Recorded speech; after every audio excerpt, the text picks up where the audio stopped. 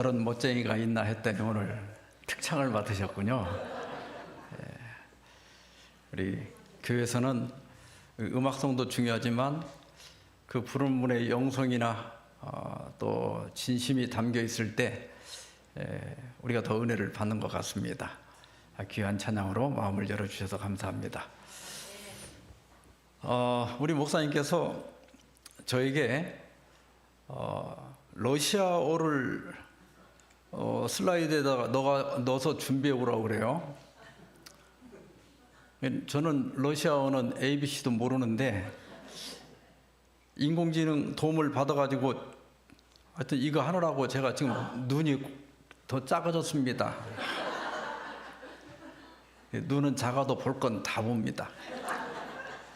그래서 저는 아까부터 러시아 사람이 어디 있나 찾아봐도 러시아 사람처럼 생긴 사람은 없고, 여기 계신 분들이 고려인들이신가요? 예, 아이고 너무 반갑습니다. 제가 이거 작업하느라고 하여튼 뭐 죽을 고생했는데 그래도 우리 동포 여러분들이 와 계시는 걸 보니까 보람이 느껴지고 더 열심히 해갖고 와야 되겠다 그 생각이 듭니다. 자, 우리 자막을 좀 띄워주시죠, 영상을. 자, 세상은 어디로 가고 있는가? 우리 몇 년 전, 한 3년 전만 하더라도 코로나 때문에 고생 많이 했죠. 장사하시는 분들 장사도 안 되고 또 서로 만날 수도 없었고 심지어 교회 예배도 못 드렸고. 그래 이제 좀 코로나가 지나가고 살만하다 했더니 이제는 전쟁이 또 여기저기서 자꾸 벌어집니다.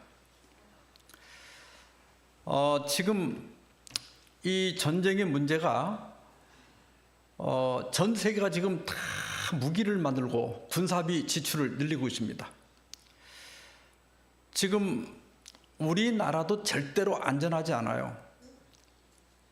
중국이 이 대만 문제를 조국 통일의 대업으로 간주하고 있거든요. 장기적으로는 중국이 건국, 나라가 세워지고 100년 되는 해가 언제냐면 100주년이 2049년입니다. 그러니까 100년 될 때까지는 대만을 통일한다. 이게 목표예요. 그런데 실제적으로는 인민해방군이 창군, 중국 군대가 만들어진 때가 2027년이 100주년이에요. 그래서 지금 한간에 돌아다니는 여러 소문들은 27년까지는 대만을 통일할 것이다. 그러면 이제 저 러시아나 저 이스라엘에서 전쟁이 아니라 지금 우리 가까이 다가오죠. 그런데 만약에 중국이 대만을 공격한다면 그냥 공격하는 게 아니라 미국이 대만을 도울 거 아니에요? 그러면 미군이 가장 많이 주둔하고 있는 나라가 우리 한국이에요. 그러면 여기 미군을 못 움직이게 하려면 북한에게 남한을 공격하라고 해야 돼요.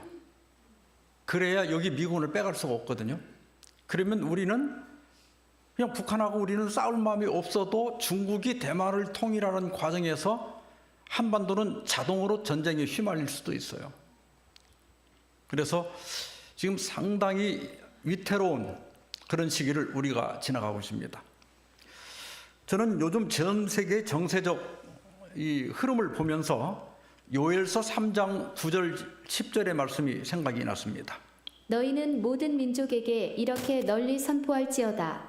너희는 전쟁을 준비하고 용사를 격려하고 병사로 다 가까이 나와서 올라오게 할지어다. 너희는 보습을 쳐서 칼을 만들지어다. 낫을 쳐서 창을 만들지어다. 약한 자도 이르기를 나는 강하다 할지어다.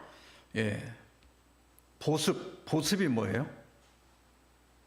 러시아어로는 뭐라고 돼 있어요? 우리 쟁기 같은 거, 이 삽 같은 거, 이게 땅을 파는 도구들을 보습이라고 그래요. 그러니까 칼을 쳐서 보습을 만들어야 되는데 지금 거꾸로 어떻게 하고 있다고요? 보습을 쳐서 칼을 만들고 낫을 쳐서 창을 만들라. 지금이 바로 그런 때입니다. 이건 작년 1년 동안 전 세계 각국이 쓴 군사비인데요. 제가 러시아어로도 번역을 짧게 해놨습니다. 지금 전 세계가 1년 동안 쓰는 군사비가 2조 7,180억 달러입니다. 그런데 그 중에 미국이 36.7%, 그리고 중국이 11.6%, 러시아가 5.48%예요. 그러니까 미국을 당해낼 나라는 없어요. 전 세계 군사비의 3분의 1 이상을 다 미국이 쓰고 있단 말이에요. 그런데 이 미국이 요즘 많이 달라졌죠. 옛날에는 미국이 세계 질서를 다 이렇게 지켜줬단 말이에요. 그러니까 한 동네에서 아주 센 조폭이 하나가 나오면 잡범들은 조용해집니다. 근데 이 조폭이 없어지면 이제 잡범들이 막 설치는 거예요. 그러니까 미국이, 소련이 무너지고, 그 다음에 미국이 지금 이제는 우리가 세계 경찰 안 하겠다. 자기 나라는 자기가 지켜라. 그걸 뭐라고 하는가 하면 미국 우선주의. 우리는 이제 우리나라나 잘 살피겠다. 다른 나라 도와주지 않겠다. 우리가 다른 나라에 위해서 우리 젊은이들이 가서 피 흘리고 돈 쓰고 안 하겠다. 그래, 우크라이나가 저렇게 러시아 공격을 받지만 미국이 직접 참전 안 하잖아요. 뒤에서 무기는 대주더라도 미군이 들어가진 않아요. 그래서 지금을 각국 도생의 시대다. 이제 자기 나라는 자기가 지켜야 된다. 미국은 세계 경찰 안 해주겠다. 그러니까 이제는 힘센 사람이 이 약한 사람을 두들겨 패고 뺏어가는 시대. 근데 미국도, 제가 며칠 후에 이제 미국도 성경 예언에 나와요. 말씀드리겠지만 미국도 요즘은, 저는 미국을 좋아하는 사람인데 요즘 미국이 하는 걸 보면 강도 중에서도 날강도예요. 옛날에 2차 세계대전 이후에 일본하고 우리 한국이 사실은 미국의 도움으로 이렇게 부자가 된 건 사실이에요. 미국의 도움이 있었어요. 근데 이제 와서 뭐라 그래요? 돈 내놓으라는 거예요. 니들 우리 때문에 부자 됐으니까 돈 내놔라. 그런데 미국이 이렇게 변할 것을 성경은 이미 몇천 년 전에, 2000년 전에 다 예언해 놨습니다. 여러분, 복음은 우리가 죄에서 구원받는 방법을 가르쳐 주고 영생을 얻는 방법을 가르쳐 주지만 언제나 귀한 것이 있을 때는 가짜가 따라와요. 여러분, 저 길에서 이렇게 발에 채이는 돌멩이는 가짜 돌멩이가 없어요. 그러나 돈이나 금이나 보석은 가짜가 있어요. 왜냐하면 값어치가 있으니까. 그래서 하나님께서 우리를 구원하는 복음을 주셨지만 이 복음에도 가짜 복음이 있어요. 근데 이 가짜 복음을 알아내는 유일한 비결은 성경의 예언을 연구하는 거예요. 그래서 우리가 성경의 예언을 연구하면 지금 지구가 어디까지 와 있는지, 그리고 선과 악의 대쟁투의 핵심이 무엇인지를 깨닫게 됩니다. 그래서 이번 짧은 기간이지만 6일 동안 빠지지 않고 오시면 성경의 가장 중요한 기별들을 배우게 되고, 더구나 이런 예언은 웬만한 목사님들이 잘 다루지 못하고 있어요. 그래서 이번이 또 우리가 평소에 다루기는 조금 어려워요. 그래서 이런 특별한 기간을 정해서 다니엘 요한 계시록 세미나를 갖고자 합니다. 베드로서 1장 19절에 이런 말씀이 있습니다. 우리 고려인들은 여기 밑에 있는 거 다 보이죠? 저걸 따라서 읽으시기 바랍니다. 또 우리에게 더 확실한 예언이 있어 어두운 데를 비추는 등불과 같으니 날이 새어 샛별이 너희 마음에 떠오르기까지 너희가 이것을 주의하는 것이 옳으니라. 자, 우리에게는 뭐가 있다? 예언이 있다. 그런데 이 예언은 뭐와 같다 그랬는가 하면 어두운 데를 비추는 등불과 같다. 여러분, 오늘 저녁 교회 오실 때, 그리고 이따 끝나고 가실 때 만약에 불이 없다면 집에 제대로 갈 수가 없죠. 자동차 라이트가 고장났다. 그러면 아무리 차가 좋아도 밤에는 운전할 수가 없죠. 예언은 어두운 데를 비추는 등불과 같다. 만약 요한이 지금 이걸 썼다면 저는 등불에 비유하지 않고 내비게이션과 같다 그렇게 썼을 거예요. 제가 오늘 저 남양주 별내동에서 여기를 올 때 제가 이 길을 잘 모르지만 내비게이션을 딱 키면 몇 분쯤 도착할지 딱 알려줘요. 그리고 우리 목사님이 5시까지 오라고 그래가지고 제가 내비를 켜보니까 여기에 35분 걸린대. 그래서 시간 딱 맞춰서 출발을 했거든요. 또 오다 보면 오른쪽으로 빠져라, 왼쪽으로 가라, 저기 또 과속 카메라가 있으니까 속도 줄여라, 다 안내를 해주죠. 성경의 예언이 그렇다는 거예요. 우리가 어디쯤 와 있으며 지금은 어디로 가야 되며 무엇은 하지 말아야 할지를 성경의 예언이 가르쳐 줍니다.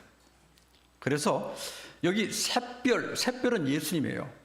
그러니까 샛별이 너희 마음에 떠오를 때까지, 다시 말하면 우리가 하나님의 진리를 더 명확하게 복음을 깨달을 때까지, 혹은 예수님이 재림하실 때까지 너희가 이것을 예언을 주의하는 것이 옳으니라.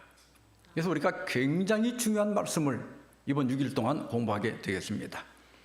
자, 아까 목사님께서 소개해드렸지만 오늘 첫 번째 시간으로 2600년 전에 예언된 지구 타임라인, 이런 제목으로 말씀을 드리겠습니다. 오늘 우리 고려인들이 오신다고 그래서 제가 고려인들의 역사를 조금 이렇게 살펴봤어요. 그런데 소련 시대에 1937년에 그 러시아 연해주에 살던, 여기 보면 블라디보스톡 보이죠? 이 지역에 살던 고려인들 17만 명이 넘는 사람들을 강제로 중앙아시아로 이주를 시켰더라고요. 그런데 17만 명이 넘는데 이 열차로 가는 이동 거리가 6,400km예요. 6,400km. 그래서 가면서, 그 열차를 타고 가면서 뭐 통계가 정확하진 않지만 거의 10,000명에서 20,000명이 넘는 그 정도의 숫자가 죽었다고 그래요. 예. 성경에도 이런 비슷한 일일이 일어납니다.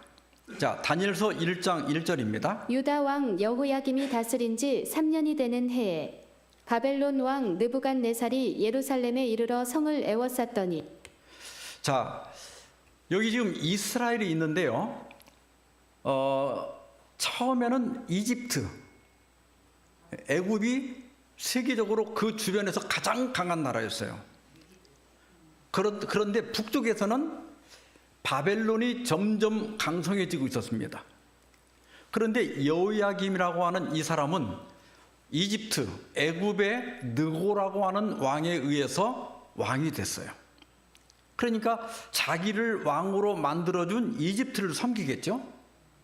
그런데 북쪽에 살던 바벨론, 이 바벨론은 지금의 이라크예요. 이라크.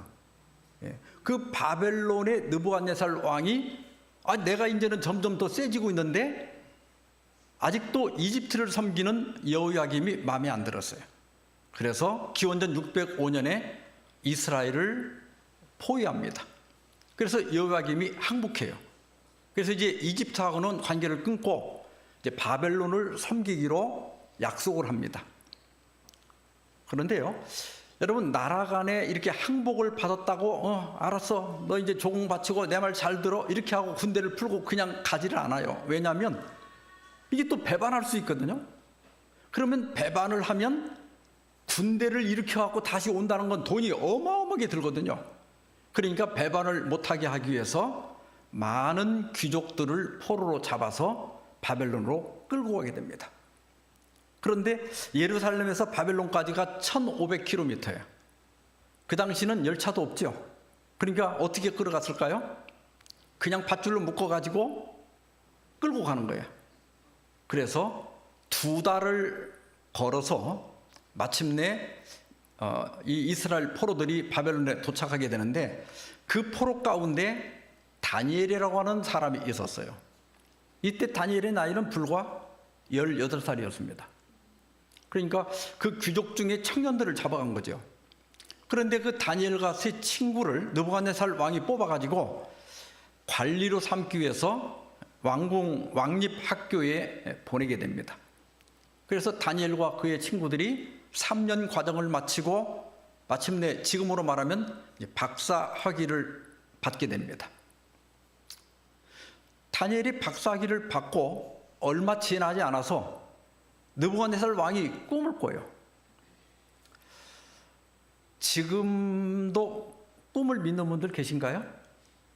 저한테도 가끔 우리 집사님들 전화해가지고 내가 이 꿈을 꿨는데 목사님 이 꿈이 무슨 꿈인가 좀 해몽을 해달라고 그래. 내가 이렇게 딱 들어보고 거의 99%는 개꿈입니다.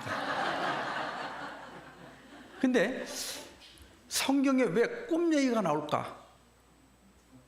이 꿈의 비밀이 지금은 거의 밝혀졌어요. 근데 옛날 사람들은 이 꿈을 어떻게 믿었는가 하면 신이 인간에게 무언가를 전달할 때 꿈을 통해서 전달한다고 믿었어요. 그러니까 사람들이 그렇게 꿈에 대해서 믿고 있으니까 하나님께서도 꿈을 통해서 자신의 뜻을 사람들에게 알려주신 거예요. 이날 느부갓네살 왕은 이렇게 자면서 우리가 지금 이게 나라가 지금 어수선하고 세계적으로 전쟁의 기운이 일어나고 군사비를 늘리고 있는데 정말 우리나라가 안전할까? 내가 10년, 20년 후에도 이 평안을 누릴 수 있을까? 이렇게 우리가 궁금하잖아요. 그것처럼 느부갓네살 왕도 그날 자면서 미래일, 장래일을 생각하다가 잠이 들었는데 하나님께서 그때 딱 맞춰서 미래일을 알려주신 거예요. 그런데 느부갓네살 왕이 아침에 눈을 떠서 자리에서 일어났는데 꿈을 꿨다는 기억은 나는데 꿈의 내용이 하나도 기억이 안 나는 거예요. 여러분도 그런 때가 있어요? 예. 그래서 박수와 술객과 점쟁이와 갈대아 술사들을 불러드립니다. 지금으로 말하면 박수는 마술사고 술객은 무당이고 그 다음에 점쟁이는 다시고 갈대아 술사들은 별을 보고 점을 치는 점성술사들이었어요. 지금 우리가 볼 때는 뭐 이런 사람이 무슨 지혜자고 박사야 이렇게 하지만 이때는 이 사람들이 최고의 지혜자들이었습니다.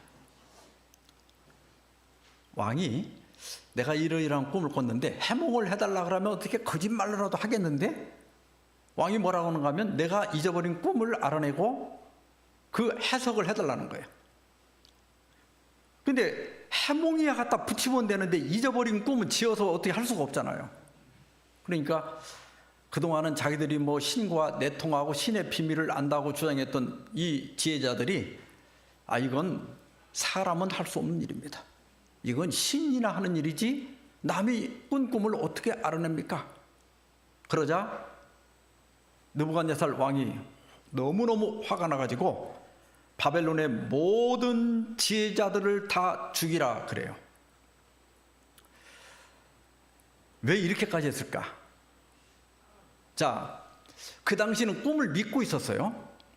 그러니까 둘 중 하나입니다. 하나는 이 꿈 속에 나를 몰아내고 이 왕정을 뒤엎고 어떤 쿠데타를 일으킬 뭐가 있거나 그래서 이놈들이 숨기거나 아니면 이놈들이 그동안 거짓말을 했구나. 그래서 이 지혜자들을 다 죽이라고 하는 명령을 내립니다. 근데 다니엘은 박사가 된 지 얼마 되지 않았기 때문에 불려가지는 않았지만은 같은 지혜자이기 때문에 다니엘도 같이 죽임을 당하게 된 겁니다. 근데 다니엘은 자기를 잡으러 온 그 시대장에게 잘 이야기를 해갖고 왕을 좀 만나게 해달라고 그래요. 자, 봅시다. 다니엘이 들어가서 왕께 구하기를 시간을 주시면 왕에게 그 해석을 알려드리리이다 하니라. 지금 자기 목숨이 걸려 있잖아요. 그런데 다니엘이 뭐라고 그래요? 시간을 주시면 내가 알아내겠습니다. 여러분, 이런 말을 하기가 쉬워요, 어려워요? 이게 그냥 가만히 있으면 그냥 고이 죽을 놈이 못 알아냈다는 이제 맞아 죽는다고 이제. 근데 다니엘은 무엇을 믿고 그랬을까? 잠언 15장 29절 우리 다 같이 한번 읽어볼까요? 우리 고려인들은 러시아어로 한번 읽어보세요. 시작. 여호와는 악인을 멀리하시고 의인의 기도를 들으시느니라. 하나님은 의인의 기도를 들으신다. 다니엘이 뭘 믿고 왕한테 약속을 한 거예요? 기도를 믿고 나는 기도하면 해결할 수 있다. 그래서 제가 이런 세미나 때마다 여러분과 함께 기도하는 시간을 갖습니다. 그래서 오늘 들어오실 때 이렇게 질문지 받으셨나요? 시험지? 이거 세미나라 늘 시험 봐요. 근데 맨 밑에 보면 기도 요청이나 질문을 쓸 수 있는 칸이 있어요. 모자라면 뒤에까지 쓰셔도 돼요. 그래서 여러분 개인 건강이나 또 부부 문제나 또 자녀들의 문제나 또 사업에 대한 문제나 뭔가 이렇게 기도할 게 있으면 거기다 써주시면 제가 아침마다 제가 예배드리는 시간이 있거든요. 그 시간에 저하고 여러분이 마음을 합쳐서 함께 기도하는 시간을 갖고자 합니다. 다니엘은 집에 돌아와서 친구들과 함께 기도했습니다. 근데 아무리 믿음이 좋아도 이 목숨이 달려 있는데 잠이 올까요, 안 올까요? 근데 놀랍게도 다니엘은 잤어요. 믿고 잔 거야. 이게 믿음이야. 혹시 불교 다니시는 분 계신가요? 불교의 가르침의 핵심은 불교는 삶은 고통이다. 사성제라고 있어요. 첫 번째가 삶은 고통이다. 두 번째는 고통은 어디서 온다? 집착에서 온다. 세 번째가 뭐예요? 그 고통을 제거하려면 집착을 버려라. 불교는 내려놓는 종교예요. 내가 마음에 집착하고 있는 것, 붙들고 있는 것, 고통이 되는 것, 사람이 속썩이면 사람을 버려버리는 거야. 돈이 속썩이면 돈 그냥 버려버리는 거야. 내려놓는 종교야. 근데 기독교는 맡기는 종교입니다. 그러니까 불교는 하나님을 안 믿기 때문에 내 고통과 짐을 맡아줄 누군가가 없는 거예요. 근데 기독교는 하나님이 살아계시거든요. 그 하나님을 알기 때문에 내 모든 염려를 주께 맡기라. 기독교는 맡기는 거예요. 그래서 저와 함께 기도하면서 여러분의 건강 문제든 부부 문제든 자녀들의 문제든 여러분 사업과 관련된 문제든 경제적인 것이든 내가 아프더라도 우리가 이 땅에서 약도 먹고 치료는 하지만 실제로 약이 나를 치료하는 게 아니라 그것은 도와줄 뿐이에요. 내 몸이 서로 치료를 하려고 안 하면 약도 소용이 없어요. 근데 그걸 정말 치료하시는 분은 하나님이셔요. 그래서 하나님께 기도로 맡기면 우리 마음에 당장 평안이 찾아와요. 이 교회가 그래서 좋은 거예요. 오늘 저녁에 잠 못 잘 어떤 위험이 있달지 어려움이 있달지라도 하나님께 맡기고 탁 맡기면 이제는 누구 책임이 돼버려요? 이제 하나님 책임되는 거예요. 이제 하나님이 알아서 하세요. 이렇게 하고 오늘 밤 편히 자는 것이 기독교 신앙입니다. 그래서 한번 거기 써주시면 제가 여러분과 함께 이번 한 주간 동안 기도할 겁니다. 자, 다니엘이 잤는데 어떤 일이 일어났을까? 이에 이 은밀한 것이 밤의 환상으로 다니엘에게 나타나 보임에 다니엘이 하늘에 계신 하나님을 찬송하니라. 다니엘이 하나님께 맡기고 잤더니 느부갓네살이 꾸었던 똑같은 꿈을 다니엘이 꾸게 된 거예요. 이 꿈이었구나. 다니엘은 즉시로 왕에게 가서 꿈을 설명합니다. 왕이여, 왕이 한 큰 신상을 보셨나이다. 그 신상이 왕의 앞에 섰는데 크고 광채가 매우 찬란하며 그 모양이 심히 두려우니 그 우상의 머리는 순금이요 가슴과 두 팔은 은이요 배와 넓적 다리는 노시요 그 종아리는 새요 그 발은 얼마는 새요 얼마는 진흙이었나이다.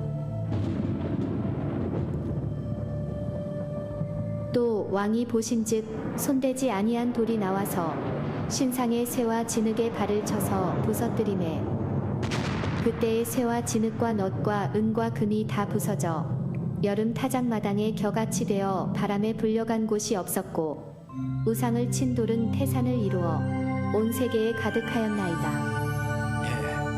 이것이 느부갓네살 왕이 보았던 꿈입니다.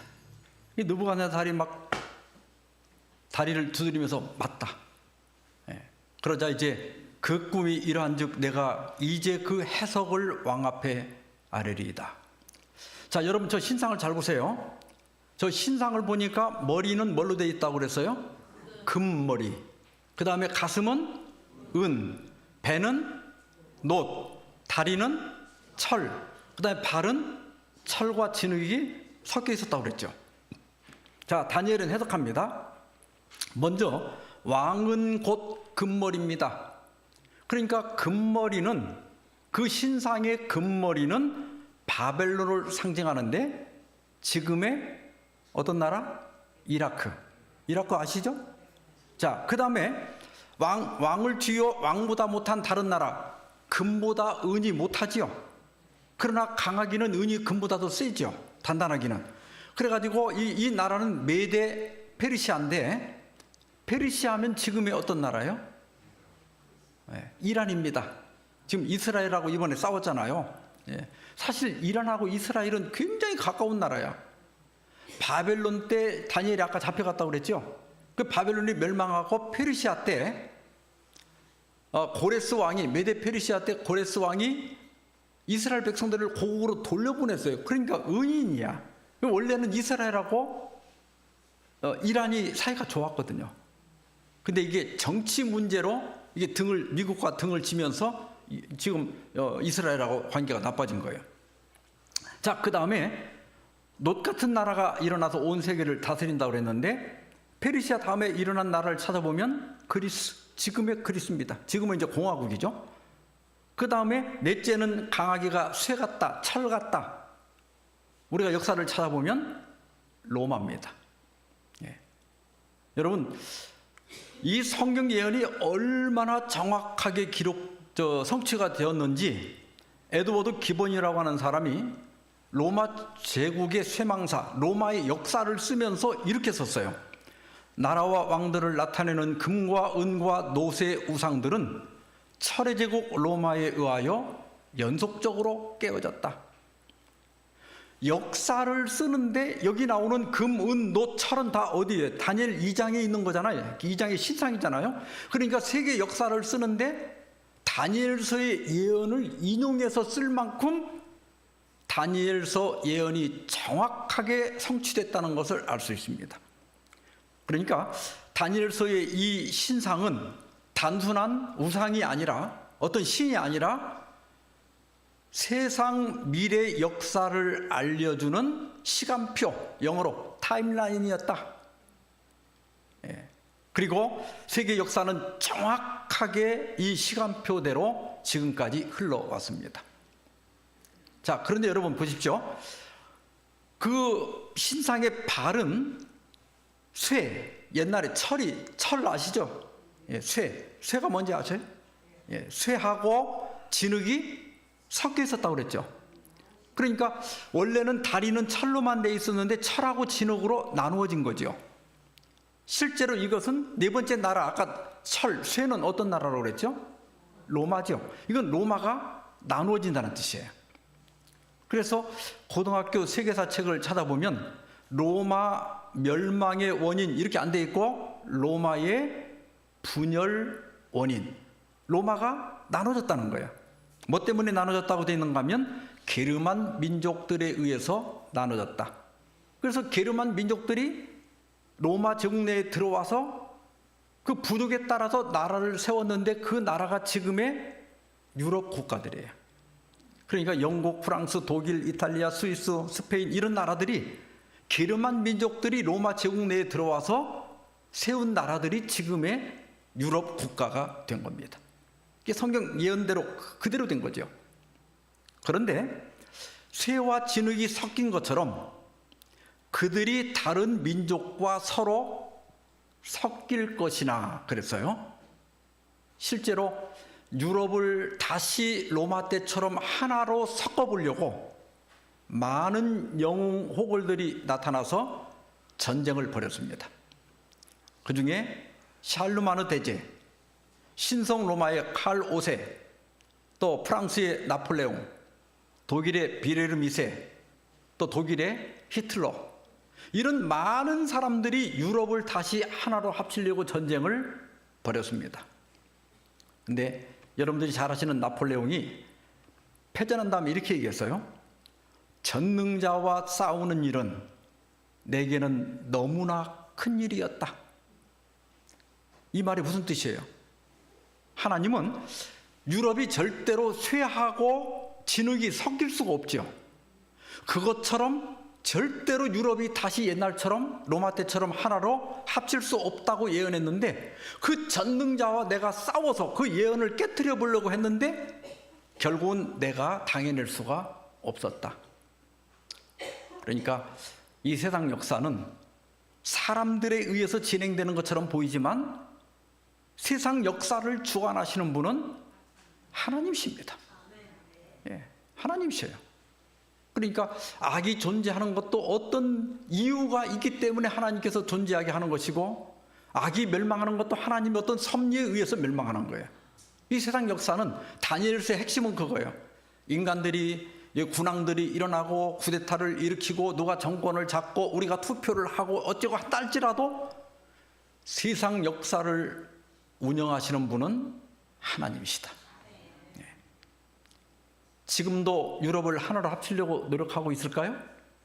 그게 뭐예요? EU, 유럽연합이죠. 그래서 원래 2차 세계대전이 끝나고 이 처칠 수상이 우리도, 이 유럽도 미국처럼 합중국을 만들자. 여러분, 미국은 원래 한 나라가 아니죠. 예, 그 주마다 지금 50개 주로 되어 있는데 그 주가 하나하나 나라예요. 그 나라를 연방 정부를 만들어 갖고 이렇게 합쳐 놓은 거예요. 소련도 옛날 소비에트 연방도 마찬가지잖아요. 그러다 그 소련이 무너지고 나니까 러시아 이렇게 다 하나하나 독립한 거잖아요. 우크라이나, 러시아 다 독립해 나간 거잖아요. 그러니까 유럽도 미국처럼 합중국을 만들려고 했어요. 그러나 결국은 2005년에 다 이게 부결돼 버리고, 이제는 리스본 조약이라고 하는 게 뭐냐면 법적인 하나가 아니라 그냥 법적으로 약간 느슨한 형태의 연방을 만든 거예요. 지금은 조약에 의해서. 이게 미국처럼 연방 정부가 없어요. 있긴 있는데 통제력이 약해요. 각각 나라별로 또 대통령이 있고 그러잖아요. 거기다 이제 영국은 탈퇴해 버리고. 자, 지금 성경에 보면 이 유럽이 이렇게 나눠져, 철과 진흙처럼 이렇게 나눠져 있는데 얼마는 든든하고, 왜냐하면 쇠가 든든하니까, 얼마는 부서질 만하고 거의 진흙이 섞여 있으니까. 현재 유럽이 정말 그럴까요? 자, 유럽의 1인당 GDP, 국민소득을 보면 작년까지입니다. 작년에 1인당 국민소득을 보면 여러분, 여기 지금 초록색으로 짙어질수록 잘 사는 나라고 빨개질수록 못 사는 나라예요. 보시면 서유럽 쪽이 잘 살고 동유럽이 못 살죠. 근데 이 동유럽이 옛날에 다 소련에 속해 있던 나라예요. 그러니까 민주주의와 공산주의는 이미 결판 난 거예요. 정치 체제 중에서 이론상으로는 공산주의가 좋아요. 그러나 인간의 이기심을 무시했던 거죠. 내 거 아니면 뭐 그렇게 죽으라고 이래요. 그렇잖아요. 내가 똑같이 가서 일해갖고 일을 열심히 한 사람하고 놀아가면서 한 사람하고 똑같이 먹는다 그러면 누가 열심히 일하려고 그래요? 이게 공산주의는 그래서 망하는 거예요. 이게 민주주의와 자본주의가 옳다는 것이 역사적으로 밝혀진 거예요. 그래서 이 동유럽에 속했던 나라들은 하나같이 다 가난합니다. 그래서 여러분들이 이 그림 색깔을 잘 보시면 마치 쇠와 연약한 진흙이 섞여 있는 것처럼 보이죠. 이게 부유함만 그런 게 아니라 작년 유럽의 군사력을 보면 여기는 파란색으로 갈수록 군사력이 강하고 빨간색으로 갈수록 약해요. 근데 지금 러시아하고 우크라이나가 지금 전쟁을 벌이고 있는데 러시아는 1위죠. 근데 우크라이나는 6위입니다. 영국이 2위이고 우크라이나는 6위예요. 튀르키예, 옛날 터키가 3위예요. 그러니까 우크라이나는 유럽과 미국이 도와주지 않고는 러시아를 이길 수가 없어요. 근데 여러분들이 여기 지금 강하고 나란 것도 가만히 보면 어떤 나라는 쇠같이 든든하고 어떤 나라는 진흙같이 약하죠. 바로 지금 우리가 살고 있는 시대니까, 그러니까 우리가 지금 금부터 쭉 내려와서 금, 은, 노, 철 철과 진흙까지 내려와서 어디까지 왔는가 하면 발가락까지 온 거야. 그러니까 세계 종말이 거의 다가온 거죠.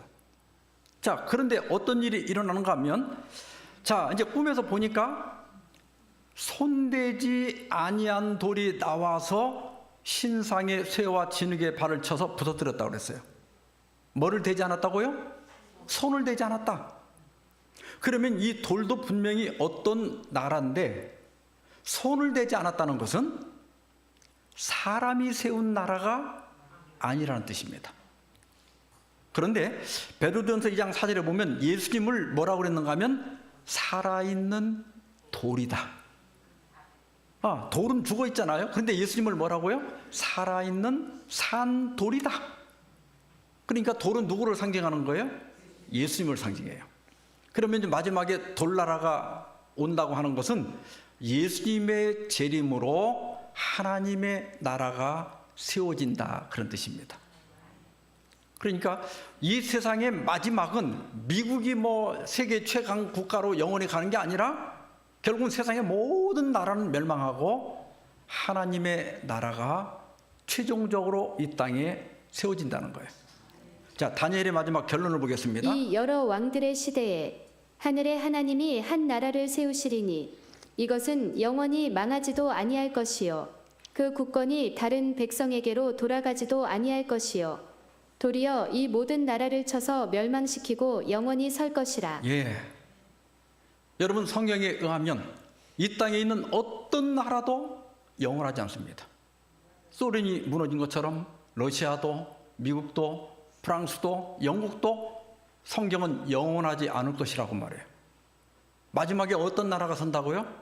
하나님의 나라가 선다는 거예요.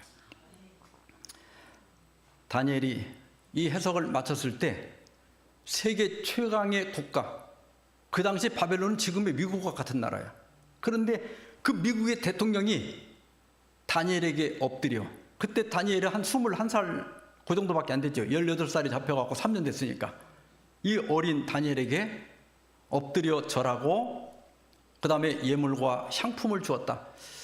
이 장면을 잘 기억해 놓으세요. 제가 나중에 이 장면을 또 다룰 때가 나와요. 그러니까 다니엘이 포로로 잡혀갔지만 오히려 느부갓네살 왕이 이 꿈을 통해서 누구를 알게 된 거예요? 다니엘이 섬기는 참된 하나님을 알게 된 거예요. 여러분, 예수님은 하늘로 올라가시기 전에 이렇게 약속합니다. 내가 너희를 위하여 거처를 예배하러 가노니 가서 너희를 위하여 거처를 예배하면, 그 다음에 뭐라고 그랬죠? 내가 다시 와서, 이걸 재림이라고 그래요. 한문으로 재림, 다시 온다. 그래서 너희를 내게로 영접하여 나 있는 곳에 너희도 있게 하리라. 이게 바로 다니엘 2장의 돌나라가 온다는 거예요. 과연 예수님은 오실 것인가? 여러분, 성경에 보면요, 구약 성경에 예수님이 초림하신다, 아기로 오신다, 예수님이 초림하실 것에 대한 예언이 300번 나와 있어요. 300번. 그런데 그 300번의 예언대로 예수님이 이 땅에 오셨나요? 뭘 보면 알 수 있어요? 올해가 2025년이죠. 언제부터 세갖고 2025년이 됐다는 얘기예요? 예수님이 탄생한 때로부터 지금이 2025년이 됐다는 얘기죠. 그러니까 예수님이 분명히 오셨던 게 맞지요. 그게 300번 언급됐어요. 그런데 예수님이 다시 오신다는 말은 1800번 예언돼 있어요. 1800번. 그러면 몇 배가 많은 거예요?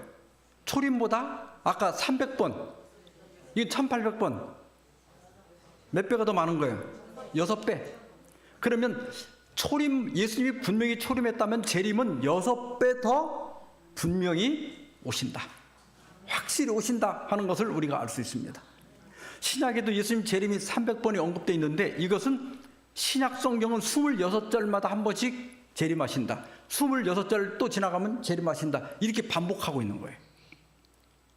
사도 바울도 50번이나 예수님의 재림을 언급했고, 다니엘 2장에 2600년 동안 한치도 틀림없이 성취된 이 다니엘 2장의 모든 예언의 마지막 남은 예언이 돌나라, 다시 말하면 예수님의 재림이다. 그래서 저는 재림을 믿습니다. 여러분 2600년 동안 이 예언이 다 맞았다면 마지막 하나 남은 것도 틀림없이 맞을 거예요. 다니엘 2장은 우리에게 이것을 가르쳐 주는 거예요. 요즘 몇 세 시대라고 그래요? 요즘 사람들 몇 년 산다고 그래요? 100세 시대라고 그러죠? 100세 되신 분 혹시 계신가요? 근데 실제로 지금 우리 한국 사람들의 평균 나이가 몇 살이에요? 한국 사람들 83살, 83세예요. 남자가 80세, 여자가 86세. 평균 되면 83세. 근데 지금 젊은 분들은 아마 90까지는 살 거예요. 지금 자꾸 늘고 있으니까 아직은 100세 멀었어요. 예.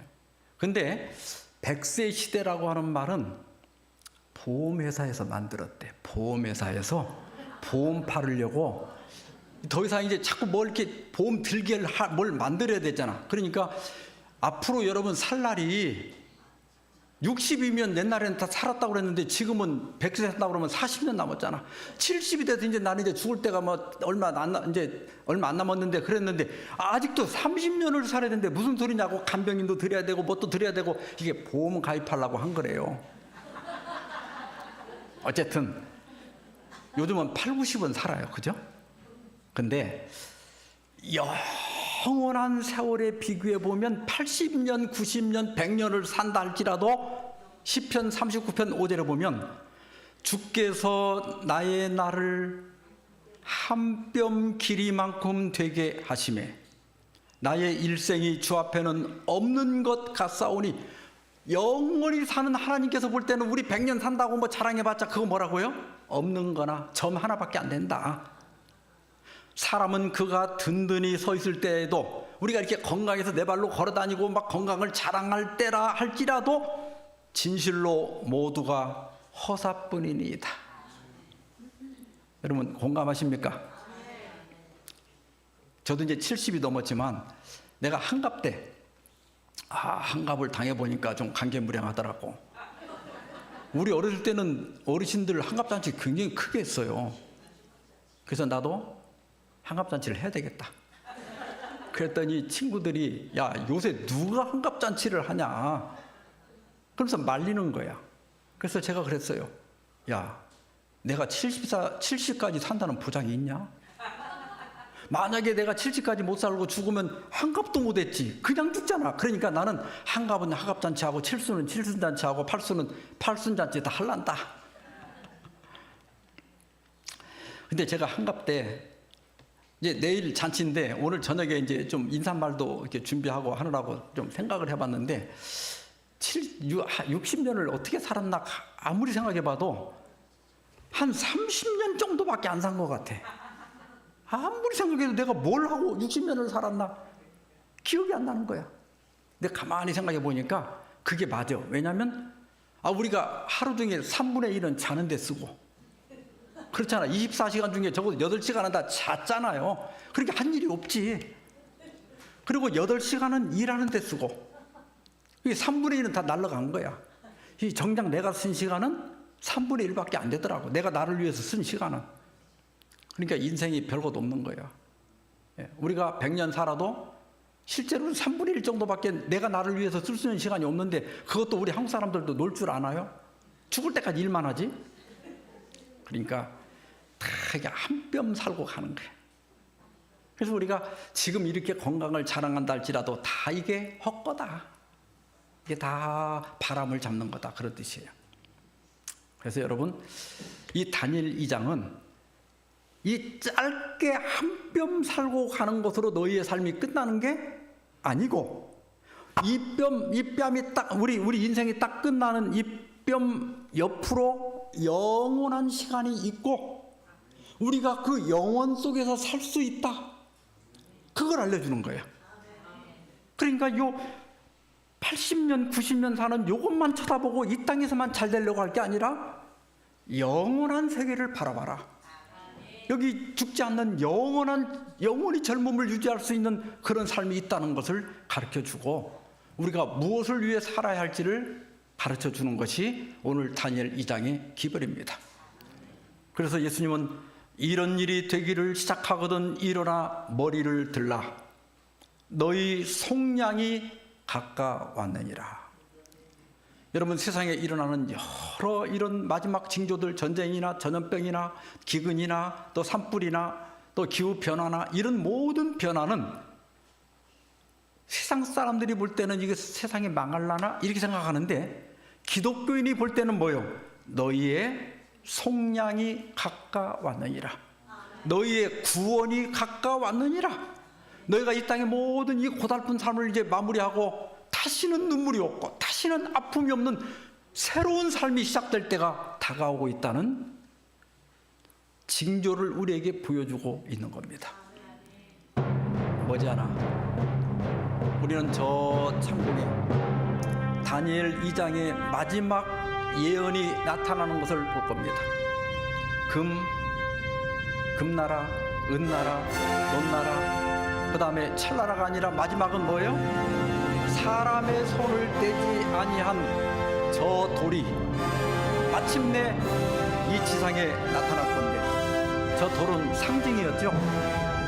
바로 내가 너희를 위하여 거처를 예비하러 가오니 가서 너희를 위하여 거처를 예비하면 내가 다시 와서 너희를 내게로 영접하여 나 있는 곳에 너희도 있게 하리라. 주님께서 저런 모습으로 이건 아무것도 아니겠죠. 아마 예수님 오실 때 그 장면은 상상을 초월할 겁니다. 그때 여러분 모두가 우리 예수님을 믿고 다 구원받아서 다시는 아픔이 없고 질병이 없고 늙어가거나 죽는 일이나 이별이나 이런 것들이 없는 그 세계에서 우리 함께 살게 되기를 바라면서 오늘 말씀 마치겠습니다. 예, 감사합니다. 자, 이제 시험 봅시다. 문제는 5문제. OX, 동그라미냐 X냐. 자, 시험지를 보세요. 시험지 없는 분들, 또 볼펜이 없는 분들 손 들어 보세요. 그럼 다 드릴 겁니다. 저 뒤에 볼펜 없는 분 손 들어 보세요. 제가 이것도 러시아어로 다 번역하느라고 죽을 뻔했어. 난 인공지능 도움을 받아갖고 했는데요. 자, 1번. 다니엘 2장의 신상은 바빌론 시대부터 종말까지 세계 역사를 예언하는 표상이다. 맞으면 동그라미, 틀리면 갈표입니다. 이렇게 말이 멋있는 건 다 동그라미예요. 2번. 신상의 금머리는 바벨론을 상징한다. 바빌론이 지금의 이라크라고 그랬죠? 3번. 철나라 로마는 일본의 침입으로 멸망하여 역사에서 사라졌다. 나는 오늘 저녁에 이 말을 한 적이 없어요. 힌트를 알려드리면 하루에 1개만 가입표입니다. 1개만 X예요. 4번. 신상을 친 뜨인 돌은 예수 그리스도의 재림에 의해 세워질 하나님의 나라를 상징한다. 5번. 과거 예언의 성취로 볼 때 예수 그리스도의 재림이 반드시 있을 것으로 믿어진다. 아멘. 예, 거기다 동그라미를 치시면 하나님께서 비록 동그라미 하나 치는 거지만은 우리의 마음을 기억하시고 받아주실 겁니다. 자, 다 어려운 거 없어서 다 쓰셨죠? 내일은 들어오실 때 주시면 기도 요청이나 질문은 미리 써놓으세요. 그래서 요 문제만 딱 풀고 바로 제출할 수 있도록, 뭐 주소 같은 거 안 써도 이름하고 전화번호만 쓰셔도 돼요. 우리 집사님들 가운데 서서 이거 좀 거두세요. 안 거두면 들고 나가. 여러분들 이거 오늘 다 내셔야 돼요. 예.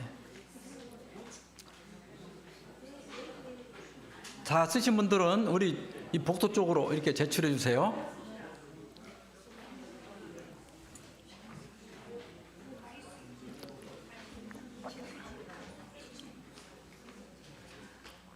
오늘 날이 많이 추워졌죠? 근데 날씨가 추워져서 제가 걱정했을까요? 안 했을까요? 안 했어요. 왜냐하면 날이 추워도 오실 분들은 다 오셔요. 오늘 그래 여러분들이 지금 가득 오셨잖아요. 예. 자, 여기 얼른 걷어주세요. 가운데 서서.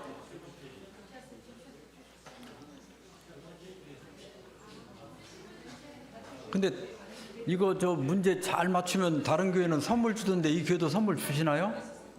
예. 예, 우리 교회 오신 분들 오시느라고 수고하셨기 때문에 아마 교회에서 준비한 선물을 드릴 겁니다. 예, 제가 잠깐 이제 마치는 기도하고 그다음에 여기 우리 오늘 광고가 있거든요. 그러니까 자리 일어나지 마시고 광고 듣고 우리 다 제출하고 나가도록 하겠습니다. 잠깐 제가 기도하겠습니다. 자비하신 주님, 오늘 다니엘 2장의 예언을 우리에게 가르쳐 주시고 이 땅의 짧은 삶이 끝이 아니라 또 주님의 영원한 나라가 있음을 깨닫게 해주셔서 감사합니다. 우리 모두가 예수님을 믿고 또 예수님의 재림을 기다리다가 주님의 나라가 임할 때 다시는 아픔이 없고 죽음이 없는 그 영원한 나라에 우리가 다 들어갈 수 있도록 인도해 주시옵소서. 예수님의 이름으로 기도하옵나이다. 예.